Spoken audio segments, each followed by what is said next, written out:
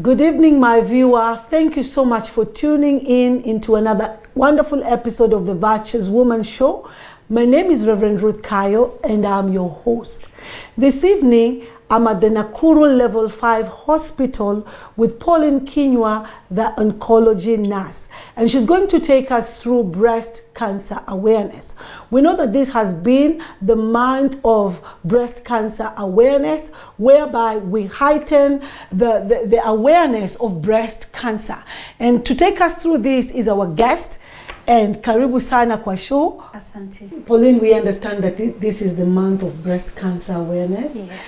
And is there a theme for this month that you're running with? So for our patients at Nakuru Level 5 Hospital, we chose the theme of this year to be advocacy, because we've realized there are a lot of loopholes in management of cancers. There are some of the treatments that are not covered by the National Hospital Fund. We have some patients who have challenges in accessing care. Okay. And you get, since devolution came in, we are having late diagnosis of the disease. So we want this year our theme to be advocacy. Let the people in Mashinani know what cancer is. Let people know what they can do at home to capture these signs and symptoms early, even before you go to a hospital. Okay. Yeah, that's why we chose our theme for this year to be advocacy. Okay. Yes, from the grassroots to the level 6 hospitals and other parastatals and stakeholders who are supporting us in managing of patients with cancer. Okay. Yes. Wow. Now, Pauline, who is at risk of cancer, breast cancer? Everybody is at risk, men and women. Men and women. Okay. One thing that we should understand, even men have breast tissues. Okay. As much as their chances of getting it is lower compared to women, but they are also at risk. Anybody above 18 years can get the disease.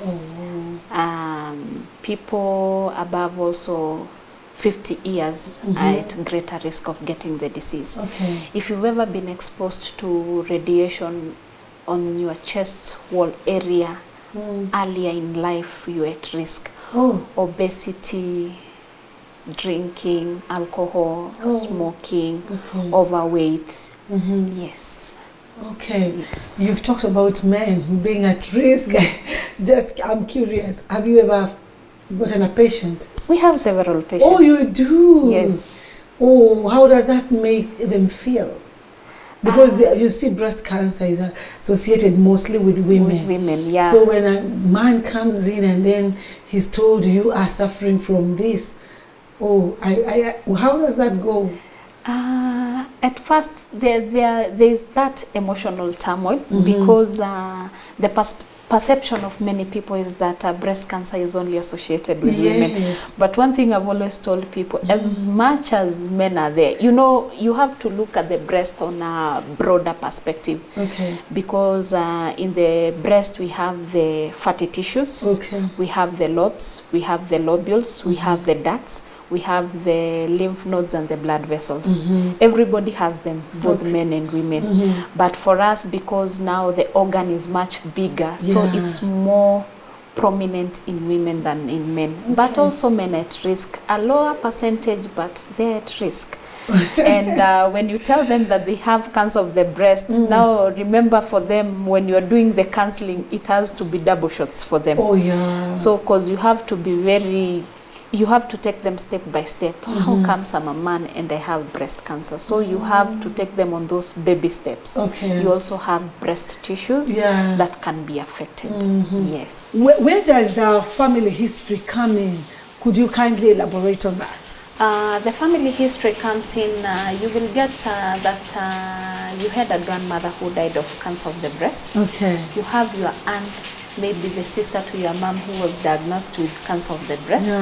You have maybe another aunt or a cousin, first cousin, your maternal cousin who was diagnosed with cancer of the breast. So with such history, or maybe history of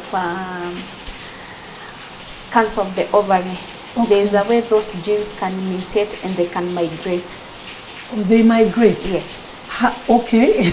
Because you see, all the time when a generation is born, there's that replication of the genes. You're right. Yeah, so you will get, maybe there's a gene that maybe there's a family of yours who had C of the ovary, and with time, the way the generations are born, that gene mutated from the ovary now to the breast.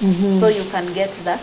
Now in your lineage, you are the one who will have cancer of the breast. Okay. Yes. Oh, that is something. Okay, I've always had people say when you go to see a doctor, they will ask you about your history so that they get to know something, Yes, and where you are right now and what's happening. But now I am so amazed to know that the genes can migrate. yes. Oh. There's that mutation. There's something we call mutation in medicine. So you get that a certain gene was in a certain DNA in your body, and then it migrates. So it mutates to another place. So by the time you are growing, that gene now it isn't where your family lineage was. It is, yes, it's still your family, but now it has gone to another place. Okay. Yes. Is there a cure for that? Can that be, is there a remedy?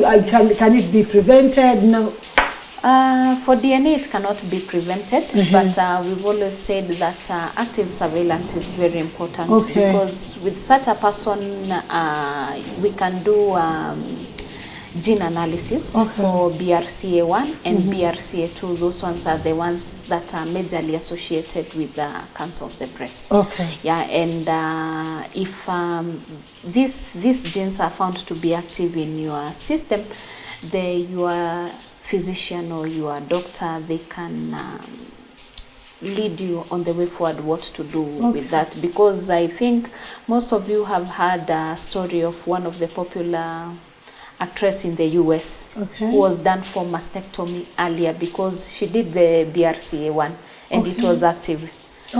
It was positive. So she decided to do the mastectomy long before even the disease. That's nice. Yeah. And what about, you talked about people that are alcoholic. Yes. How does that affect?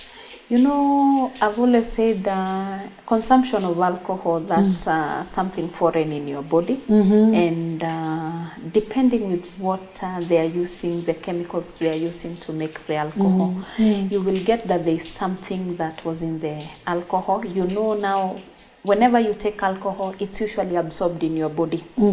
And those chemicals can be absorbed. And depending with the chemicals that are there, you will get that some of the chemicals are the ones that are going to cause cancer.